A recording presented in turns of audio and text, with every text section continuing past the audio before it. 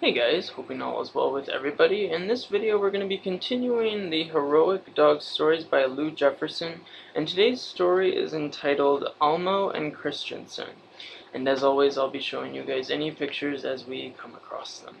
Let's begin. Almo and Christensen. At the end of World War I, there were 2,800 German soldiers who survived, but who were left blinded from mustard gas. Another soldier, Lambert Kramer, had been badly wounded in the war. Lying in the hospital, Kramer was moved by these young blind men. They had to wait for everything. Someone to get things for them, someone to take them for walks, someone to drive them somewhere. These men spent hours waiting. Kramer thought of them as prisoners of war. Really. Kramer was a dog breeder and had trained police dogs before the war, and he'd also trained them to do all kinds of tricks for him. When he returned to civilian life and his German Shepherd dogs, he started to figure out a way for them to help the blind veterans. He devised a training program for one dog, Rolf, and worked with one blind veteran. When they were ready, he went back to the hospital.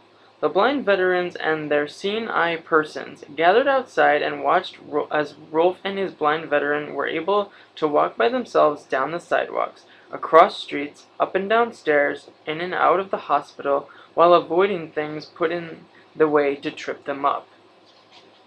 All with no problem at all. When the blind men heard how Ralph and the veteran were doing, they broke out cheering wildly. The government became interested and started the first school to train dogs and blind veterans in Munich. Kramer was in charge of training. It took 3 to 6 months to train each dog, but the veterans learned to use the dogs in just a few weeks.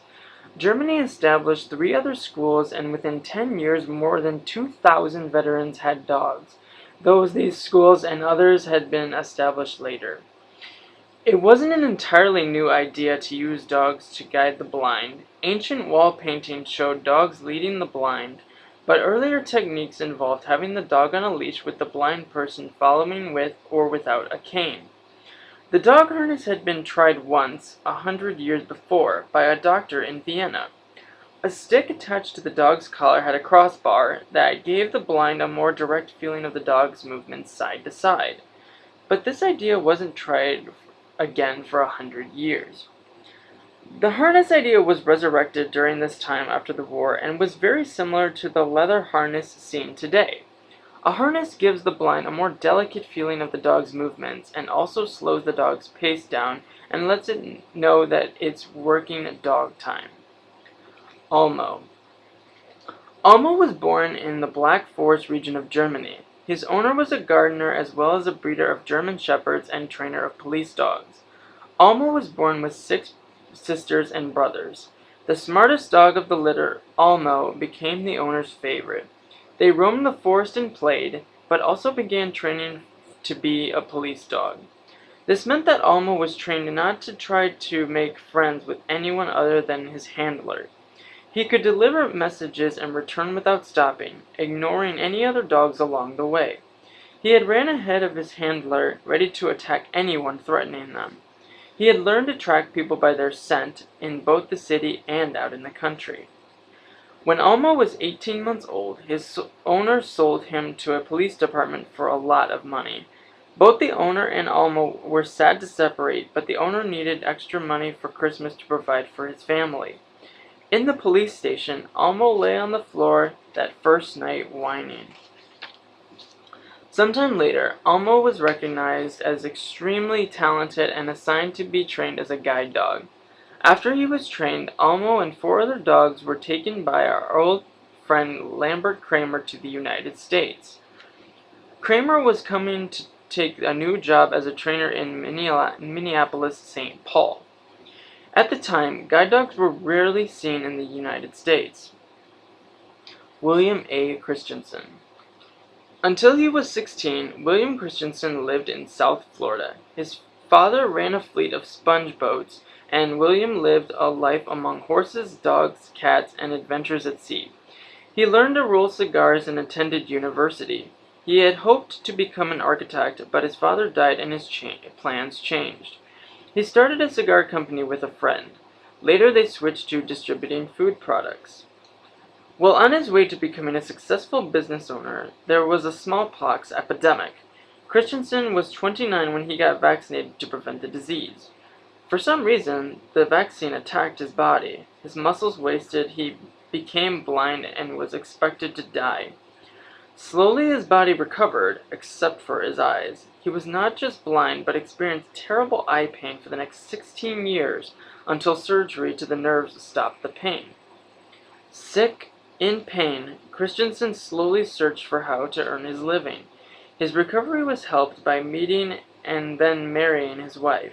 He finally started a business distributing paper products. To do this, he memorized the product lists and prices of various manufacturers and slowly acquired clients. And there's a picture of a German Shepherd dog.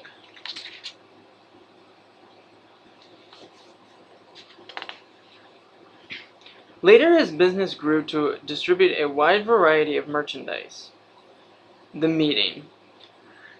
A Mr. Sinekin in St. Paul, Minneapolis, raised German Shepherds as a hobby. He'd heard of the guide dog effort in Germany and, after some time, managed to buy 2 trained dogs. These he'd sold and was amazed by how much these dogs could help their blind owners. He decided to start training his own dogs to guide the blind. At first he had trouble finding trainers, but finally he hired Lambert Kramer from Germany to come. Sinekin traveled around the country telling how wonderful guide dogs were. William Christensen happened to meet Sinekin in Hollywood and listened to his tales for hours. Later, when he heard Sinekin had hired Kramer and that Kramer was coming with dogs already trained, he asked to buy one. It was arranged that Kramer would come with 2 dogs for Christensen to choose from. When Christensen finally met the dogs, he ran his hands all over the first one and talked to it. When the meeting finished, the dog went and sat at the trainer's feet and was then taken away. When the second dog came in, Christensen could feel it was larger, and this dog was quieter, less nervous as he handled him. When William was through, the second dog lay at his feet instead of by the trainer, and he extended his neck and licked Christensen's hand. This silenced the people in the room who knew that trained dogs were supposed to attend to their handler. The second dog, of course, was Almo. Christensen had to learn the German words Almo knew as he and Almo were being trained to work together. Later, though, Almo learned English. Christensen had been blind for 14 years, and he had never used a cane, so he needed to learn how to use it to measure curb and step heights. Watched by the trainer, Christensen learned to walk straight and not walk all over Almo's feet. By the second week, he and Almo were crossing busy streets by themselves. Almo needed Christensen to know exactly where he was going. He learned to count streets and give the right commands. Later, when Almo was familiar with the neighborhood, he needed just a single command to bring Christensen directly to places they visited often, such as the pharmacy and Almo's favorite, the butcher shop. Early in the morning and late at night, they enjoyed taking long walks. Christensen's life became even better when, 2 years after Almo came, he had the surgery on his eyes to stop the pain. After that, Christensen and Almo traveled all over the United States. Hero Dog. Christensen and Almo had traveled more than 100,000 miles together when they and Christensen's wife were guests at an inn in Oakland, California. Knowing Christensen liked peace and quiet, the owner put them by themselves on the 3rd and top floor. Tired from travel, they were napping when Almo whined and nudged Christensen until he woke up. This was unusual for Almo to do, so Christensen put the harness on Almo and they went to investigate. He could hear a commotion on the floors below, but his floor was quiet. He decided things were okay and commanded Almo to go back to the room. But Almo refused, even jumping on Christensen. Then sounds began. Glass crashing, crackling of fire. Christensen went back and got his wife. Smoke was so thick by then she could barely see. Almo put his nose close to the ground, trying to find fresh air. Weaving among the corridors, Almo brought them to a tiny window leading to a narrow ladder to a roof below. When they opened the window, the draft made the fire more fierce and moved closer to them. A fireman came to the top of the ladder to help. Christensen and his wife tried again and again to squeeze Almo through the tiny window to the waiting firemen. Finally, Christensen realized that the dog wouldn't leave the building while Christensen was still inside. So he left, and after many attempts, he and his wife talked the firemen through how to lift the dog out of the window. The firemen had wanted them to abandon Almo, but they had refused. Safe, Almo led them across a series of roofs to the ground and calmly took them to their car. Sitting in the quiet car together, muttering the hubbub surrounding the fire. Shortly, though, the reporters surrounded them, wanting to know every detail of Almo's feat. It turned out that the fire was started by an electrical short on the top floor and had burned behind the walls and above the ceilings until it burst out. National press made Almo a hero. For the rest of his life, he received many awards and medals for bravery as well as guiding talents. When he died, Christensen had preserved him by a taxidermist, complete with his harness. And that is the end of the story of Almo and Christensen. I hope you guys enjoyed that story, and I look forward to seeing you in the next story, which is Lassie and Amundsen. Thank you guys so much for watching. Have a great day. Bye.